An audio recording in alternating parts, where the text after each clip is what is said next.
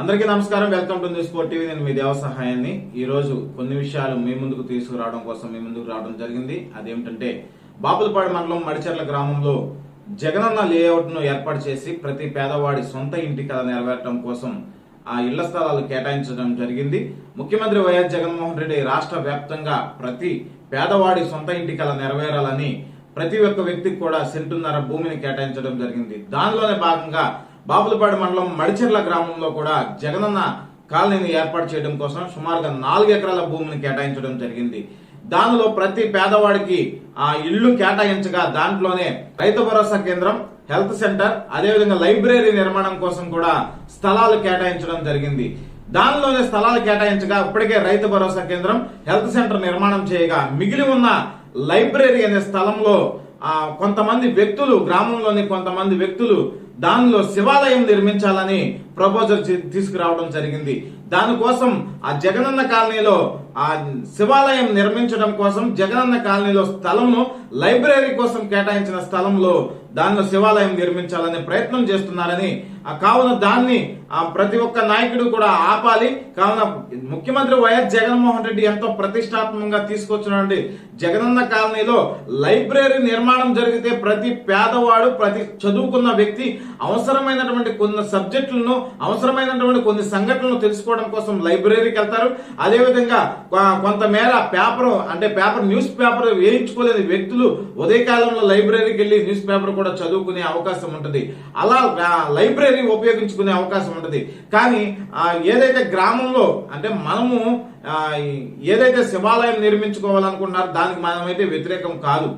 ఎందుకంటే ఎవరి దేవుడి మీద ఉండే భక్తి వాళ్ళు ఆ యొక్క భక్తులు చూపించుకుంటూ ఉంటారు. కానీ మనం శివాలయానికి కానీ ఇంకొక దేవాలయం నిర్మాణం కానీ మనం వ్యతిరేకం కానే కాదు.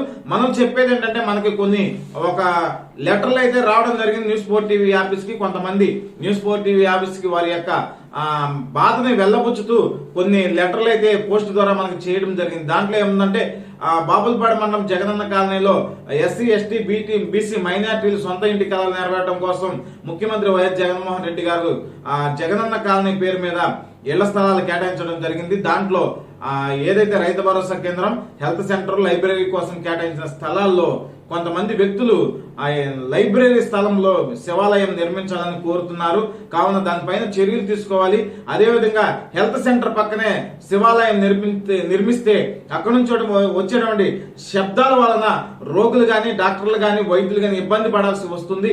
కావున అక్కడ కాకుండా మరో చోట శివాలయానికి స్థలం ఏర్పాటు చేయాలని మనకి అదేవిధంగా ప్రజాప్రతినిధులకు, కలెక్టర్కు, ఆర్డీఓకు, ఎంఆర్ఓకు, ఎండిఓకు వారు లెటర్లు పంపించడం జరిగింది. కావున ఇందులో ఉన్నటువంటి లెటర్ల ప్రకారం వాళ్ళు చెప్పేది ఏంటంటే శివాలయం నిర్మాణం అనేది హెల్త్ సెంటర్ పక్కన కాకుండా మరో చోట కట్టుకుంటే బాగుంటది అనేటువంటిది నినాదం అయితే వాళ్ళు తీసుకురావడం జరిగింది.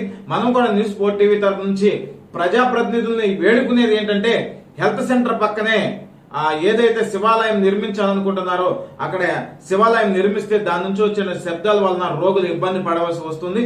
కావున మరో చోట శివాలయం కోసం పంచాయతీ వారు గాని, అదేవిధంగా రెవెన్యూ అధికారులు గాని మరో చోట స్థలం కేటాయిస్తే చాలా ఉపయోగకరంగా ఉంటది, భక్తులకి ఎంతో ఉపయోగకరంగా ఉంటది. కావున అంతేకాకుండా ముఖ్యమంత్రి వైఎస్ జగన్మోహన్ రెడ్డి ఎంతో ప్రతిష్టాత్మకంగా అంటే ప్రతి పేదవాడి సొంత ఇంటి కల నెరవేరాలని జగనన్న కాలనీ ఏర్పాటు చేయడం జరిగింది. దాంట్లో లైబ్రరీ స్థలంలో లైబ్రరీ ఏర్పాటు చేస్తే బాగుంటది.